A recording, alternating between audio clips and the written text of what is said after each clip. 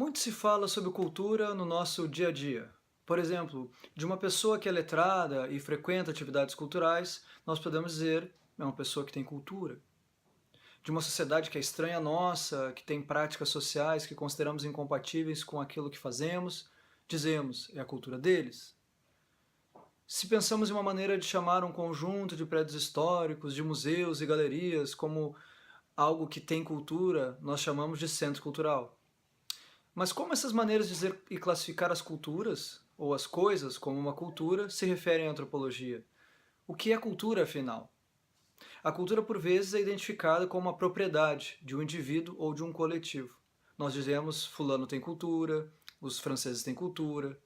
De outras formas, é definida como um conjunto de práticas sociais, estranhas ou diferentes, e pode também ser compreendido como a totalidade de expressões práticas e produções que os seres humanos realizam.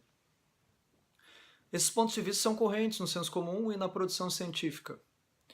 Simplificando, nós podemos classificar essas três grandes maneiras de pensar a cultura em categorias ou noções. A cultura como erudição, que é uma categoria hierárquica, a cultura como um conjunto de práticas significativas, que é uma categoria diferencial, e a cultura como natureza humana, que é uma categoria geral.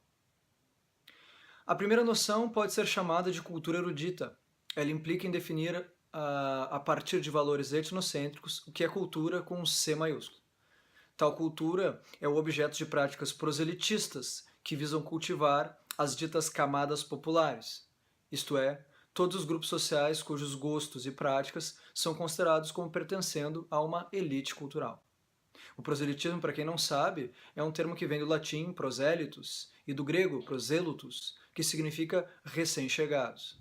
O proselitismo designa as tentativas de conversão daqueles que não compartilham os mesmos valores e práticas de um grupo de referência.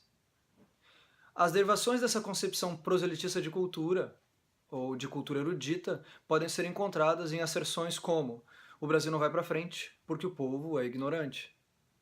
Os populares gostam de programas televisivos de baixo calão ou de baixa qualidade. Os jornais brasileiros são ruins em relação aos europeus, porque os povos de lá são mais cultos que os povos daqui. A qualidade do aprendizado da nova classe C é inferior à das classes A e B, porque essas pessoas leem menos, etc. e etc.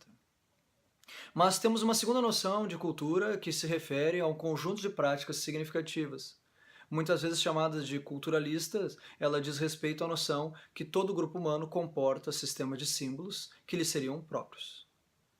Sob esse ponto de vista, a cultura é um jeito ou uma maneira compartilhado de ser e de compreender o mundo. É a partir também dessa noção de práticas significativas que se fala em cultura gaúcha, em cultura brasileira, em cultura popular, em cultura do vestiário, em cultura das organizações, em cultura do consumo, cultura educacional, cultura da violência, cultura asilar. e por aí vai. Portanto, dependendo da ênfase no caráter autônomo das referidas culturas, essa noção pode se confundir com aquilo que definimos como folclore. Muitas vezes, essa definição é utilizada por instituições governamentais, ONGs e organismos supranacionais, como a Unesco, e apresenta-se a cultura como uma tradição ou uma espécie de mistura das duas noções anteriores. De um lado, nesse caso, são valorizados elementos considerados representativos ou importantes de uma cultura, o que se confunde geralmente com as suas grandes realizações, seus monumentos, seus museus, suas obras de arte, suas produções cinematográficas, suas práticas ditas imateriais. E, ao mesmo tempo, por outro lado, a partir da noção de patrimônio imaterial, as expressões das diferentes culturas que existem num dado espaço social também se incluem nessa noção mista que passa a colecionar e preservar, celebrar temas de todos os gêneros, inclusive oriundos de minorias étnicas, sociais e econômicas. Mas há uma terceira noção que consiste em atribuir à própria cultura uma qualidade e característica universal de todos os homens e apenas desses, como diria o sociólogo Zygmunt Bauman. A qualidade característica dos seres humanos, nesse caso, seria de falar, de produzir ferramentas, de criar símbolos e representar o mundo em que vivem, sendo considerado algo único à nossa espécie. Em virtude dessa qualidade, os seres humanos não dependem tanto de uma deriva genética, da seleção natural, para perseverar nos seus ambientes, para passar suas tradições e suas maneiras de ser de uma geração para outra. Mas, nesse ponto de vista, como fica a antropologia cultural? Atualmente, a grande parte dos antropólogos vem aceitando a ideia de que a cultura não deve ser entendida como uma forma de apreciar ou depreciar propriedades intelectuais. Ou seja, os antropólogos rejeitam a noção de cultura erudita como sendo algo aplicável de um ponto de vista geral. Ao mesmo tempo, não se pensa tanto que as sociedades dispõem de uma variedade de práticas que cabe ao antropólogo colecionar. A antropologia, ainda que ela se interesse pela tradição, ela procura compreender as maneiras de pensar a cultura por meio desses dois conceitos anteriores. Hoje, o que fazem os antropólogos é entender a cultura, de fato e de direito, como um conjunto de práticas significativas.